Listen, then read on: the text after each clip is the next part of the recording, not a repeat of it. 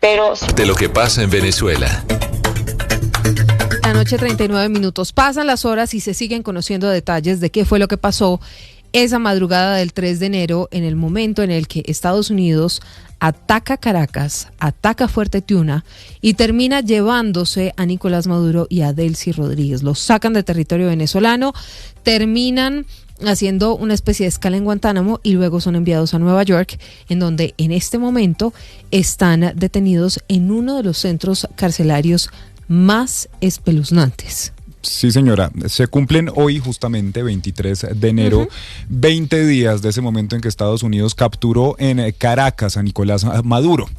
¿Qué ha pasado, Silvia, alrededor de todo esto? Fue una operación que desde los Estados Unidos calificaron como quirúrgica, como perfecta, porque dejó 0 bajas, dejó un helicóptero que recibió algunos disparos. Pero que logró salir. Sí, que logró salir, y un par de oficiales que fueron heridos, pero que pues se recuperaron satisfactoriamente de sus heridas. Desde el lado venezolano ha sido difícil poder conocer cifras verdaderas, porque han salido a cuentagotas por aquí y por allá.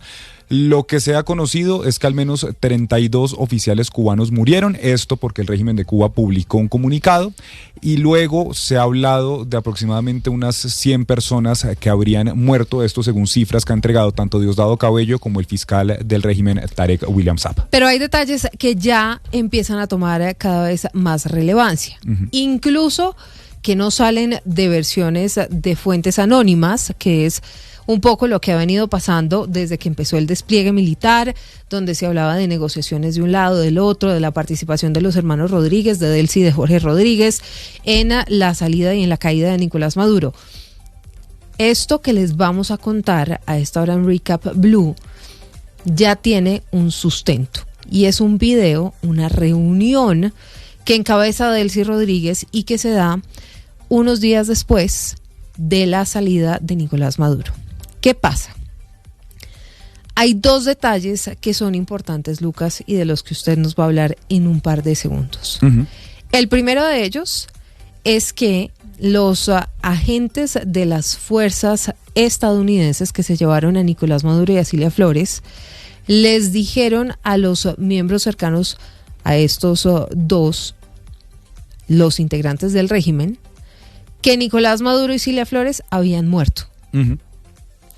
Esa fue la primera versión que las fuerzas de seguridad de Estados Unidos entregaron a los integrantes del régimen. Y la segunda es que les dijeron que tenían 15 minutos para tomar decisiones, o de lo contrario, su futuro iba a ser básicamente la muerte.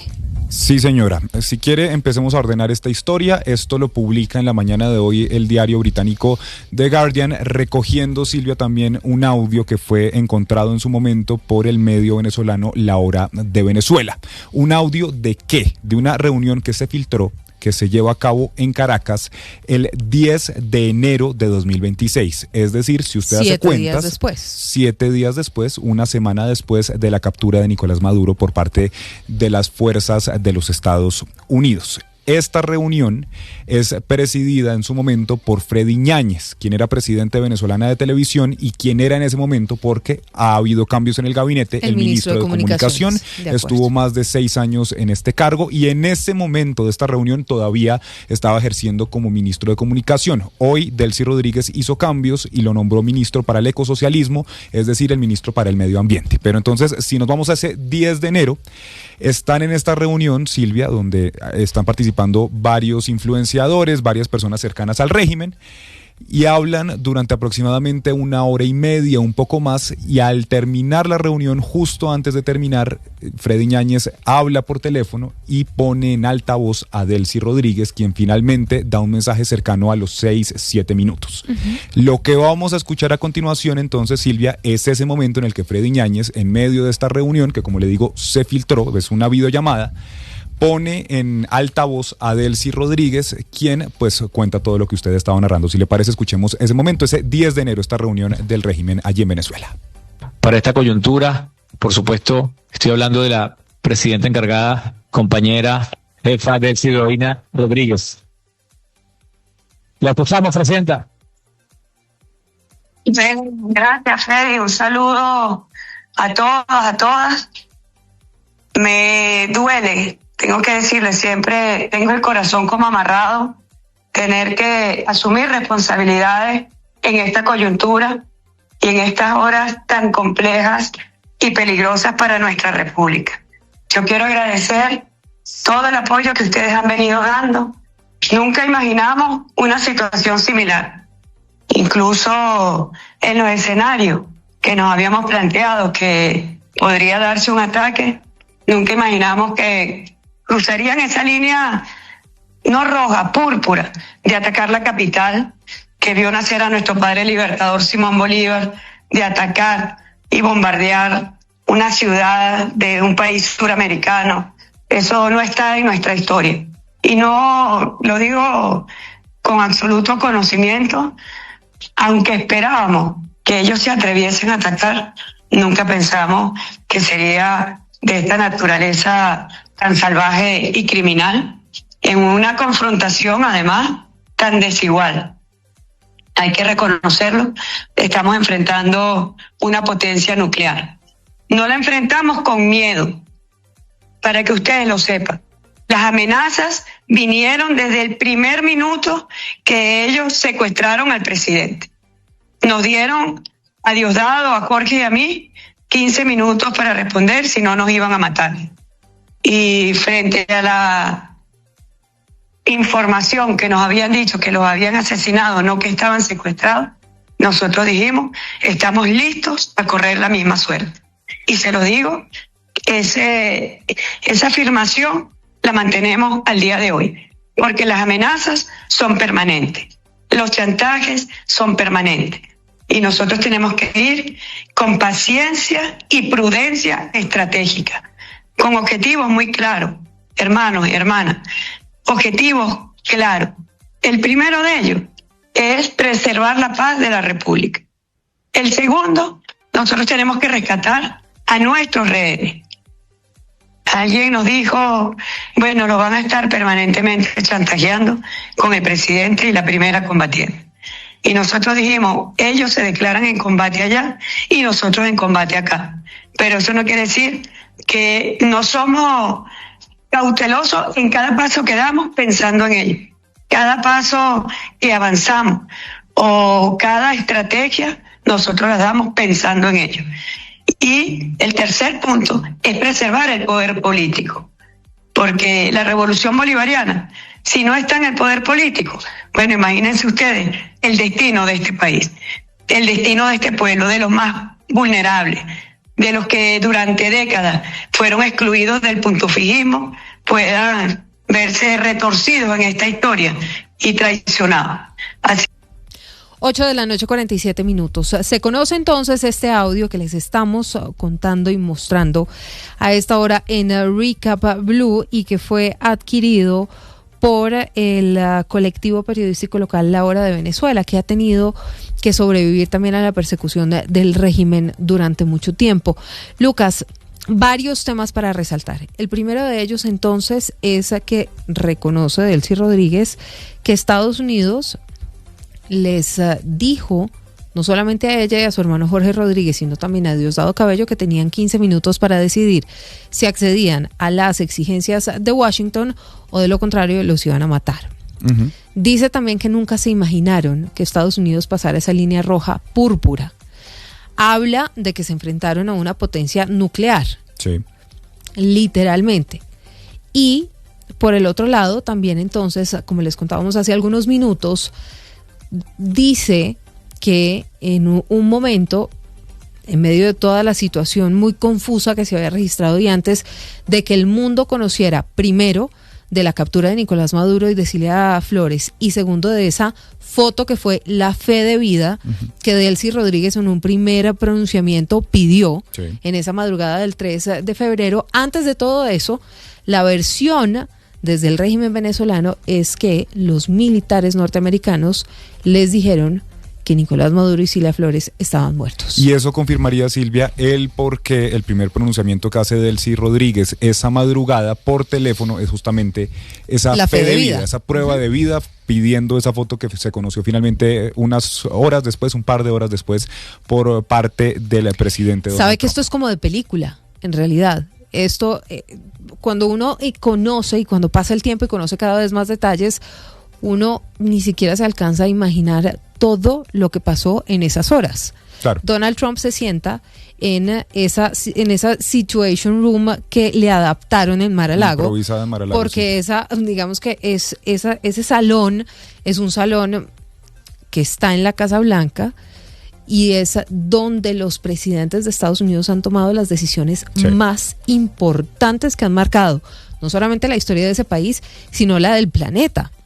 Decisiones como la invasión a Irak, el ataque, por ejemplo, que terminó con la vida de Osama Bin Laden y muchos otros. Le improvisan esa sala, a las 10 de la noche le dicen, están dadas las condiciones, y empieza esta operación. 1 y 1 minuto, arrancan los ataques en Caracas, arrancan los ataques en Fuerte Tiuna, y lo demás es historia. Y entonces le digo que esto es de película, porque con el paso del tiempo vamos sabiendo qué fue lo que pasó del otro lado también. ¿Qué les dijeron? ¿Cómo los amenazaron? ¿Por qué es que hoy Delcy Rodríguez, Jorge Rodríguez empiezan a hablar de la posibilidad de un diálogo político que incluya a la oposición, cosa que jamás había pasado? ¿Por qué los cambios en los ministerios? Y por qué esa apertura incluso pues en materia de hidrocarburos y por supuesto de petróleo. Ahora, así como usted dice que esto es de película, pues se han empezado también, Silvia, a tejer todo tipo de teorías de qué fue lo que pasó, por lo que yo le estaba diciendo. Nicolás Maduro, Diosdado Cabello, Vladimir Padrino, durante meses dijeron que estaban preparados, que tenían 5.000 misiles rusos, que la defensa antiaérea de Venezuela era maravillosa, y lo cierto, Silvia, es que no se activó. Se llevaron a Nicolás Maduro y a Cilia Flores de un fuerte militar en Caracas y no hubo una sola baja del lado estadounidense. Entonces, ¿esto qué ha empezado a generar? Pues que muchísimas personas digan, esto no pudo ser posible sin colaboración desde dentro del régimen. Y entonces, aunque Estados Unidos y el presidente Trump dijo que es que habían tenido infiltrados de la CIA dentro del régimen y que durante mucho tiempo, gracias a esa infiltración, pues habían conocido de los detalles exactos sobre dónde, cómo se movía Nicolás Maduro, quién lo cuidaba. Incluso alcanzaron a hacer una maqueta, digamos, a escala 1:1, del búnker con el que finalmente se encuentran y al que trató de entrar Nicolás Maduro con su esposa y que fue el que terminó dejándolo cojo y etcétera. Pero Donald Trump cuenta que ellos estaban listos con soplete en mano para poder derribar esas, digamos, ese búnker. Sí, esa fortaleza. En la que estaban. Entonces tenían absolutamente todos los detalles de qué era lo que pasaba. Y entonces lo que yo le digo es ¿por qué? Porque, como le digo, este artículo se publica esta mañana también en The Guardian y aquí citan a Margarita López Maya, quien es profesora de la Universidad Central de Venezuela. Y esta tesis que ella plantea, Silvia, a mí me parece importante. Ella dice que este puede ser un relato que la propia Delcy Rodríguez está construyendo para mantener cohesionada a la base. Todo el mundo sabe que la salida de Maduro solo pudo haberse dado con complicidad interna. Esta es en una reunión de la base chavista. Y pues por un lado, Silvia, hemos visto a Delcy Rodríguez, hemos visto a Diosdado Cabello desafiantes en público, por así decirlo. Pero muy las juiciosos con las decisiones. Con las decisiones, por un lado, pero además las informaciones que llegan desde Estados Unidos, el mismo Donald Trump, el secretario Marco Rubio, diciendo, estamos trabajando muy bien con la administración interina y la verdad es que tenemos una gran influencia allí y Delcy Rodríguez está haciendo un gran trabajo. Y cuando usted ve las decisiones que se están tomando en la Asamblea Nacional, como abrir la industria petrolera, como por ejemplo eliminar el control de precios y reemplazarlo por otra ley y demás, pues son cosas que no van tan alineadas con el proyecto que desde hace 25 años pues tiene el régimen allí en Venezuela. Entonces, esta tesis que plantea ahí me parece interesante porque puede ser que más allá de estar contando lo que pasó esa noche o esa madrugada del 3 de enero, pues sea un relato justamente para tratar de mantener cohesionadas a las bases. Sobre todo porque en ese audio que veíamos habla de que lo único que pide es la unidad. Es que imagínense a lo que se estaban enfrentando en ese momento. Ya no estaba el dictador, la cabeza de la dictadura por quien, entre otras cosas, Estados Unidos ofrecía $50 millones de recompensa y lo que iba a pasar en las siguientes horas iba a ser definitivo. Es que cualquier situación hubiera podido presentarse allí en territorio venezolano. Por eso, al final, Estados Unidos pacta con Delcy Rodríguez. Ella es quien queda como presidenta encargada, entre otras cosas porque constitucionalmente, con esa constitución acomodada que armó Hugo Chávez, pues era ella la que quedaba en reemplazo de Nicolás Maduro ante su ausencia, pero todo, vamos viendo, Lucas, que todas las piezas del rompecabezas empiezan como a encajar. Sí, empiezan a encajar, y de hecho, Silvia, acuérdese que una de las últimas acciones que había tomado Donald Trump antes de la captura de Maduro fue un bloqueo petrolero, de empezar a incautar, a parar los barcos que estaban saliendo de Venezuela o que iban hacia Venezuela con petróleo, y estos se alcanzaron a dar unos 2 o 3 operaciones. Y la última de estas operaciones la anuncia primero Estados Unidos, y en la noche PDVSA y el régimen dicen sí, fue una operación conjunta y efectivamente zarpó de Venezuela sin autorización y fue una operación conjunta de Estados Unidos y Venezuela. Algo, Silvia, que usted me decía hace un mes que iba a pasar y pues yo le había dicho, eso no va a pasar. Claro. Son las 8 de la noche, 55 minutos. Hacemos contacto con Santiago Martínez, nuestro corresponsal permanente en Caracas. Santiago, ya se conocen detalles, ya no solamente es una versión, ya hay un audio de Delcy Rodríguez en donde cuenta todos estos detalles. Ya no solamente es lo que dice el periódico The Guardian. ¿Qué responden allí desde territorio venezolano? Hola Silvia, Lucas, feliz noche. El gobierno venezolano calificó de falso, de fake, para usar el término exacto, un reportaje del diario británico The Guardian que afirma que la presidenta encargada, Delcy Rodríguez, se comprometió en privado con la administración Trump a colaborar con Washington en un proceso de transición antes de que Estados Unidos lanzara la operación militar que condujo a la captura de Nicolás Maduro y Silvia Flores el pasado 3 de enero. En la cuenta oficial en X del Palacio de Miraflores, las autoridades publicaron la imagen del titular del Guardian con un sello rojo que decía fake, sin ofrecer más detalles ni abordar el contenido del informe. Recordemos que este artículo, publicado esta semana por el diario británico, citó a 4 fuentes involucradas de alto nivel en las discusiones, quienes afirmaron que Delcy Rodríguez y su hermano, el presidente del Parlamento, Jorge Rodríguez, habían asegurado en secreto a funcionarios estadounidenses y cataríes a través de intermediarios que cooperarían con Washington una vez que Maduro fuera removido del poder. Según el periódico, los hermanos Rodríguez no ayudaron activamente a la operación militar estadounidense llevada a cabo el 3 de enero, pero señalaron con antelación que acogerían la salida de Maduro y ayudarían a gestionar las consecuencias políticas. Las fuentes subrayaron que esas garantías no llegaron al punto de una participación directa en lo que describieron como una incursión liderada por Estados Unidos. The Guardian agrega que las comunicaciones entre Rodríguez y funcionarios estadounidenses comenzaron en septiembre y continuaron después de la llamada telefónica a finales de noviembre entre Donald Trump y Nicolás Maduro, durante la cual, dice The Guardian, se exigió a Maduro que dejara el poder voluntariamente, a lo cual Maduro habría rechazado esa oferta. Silvia, Lucas. 8:57, Santiago en Caracas, gracias. Y es que, Silvia, son 2 los artículos que ha publicado en las últimas horas el diario británico The Guardian respecto a Venezuela.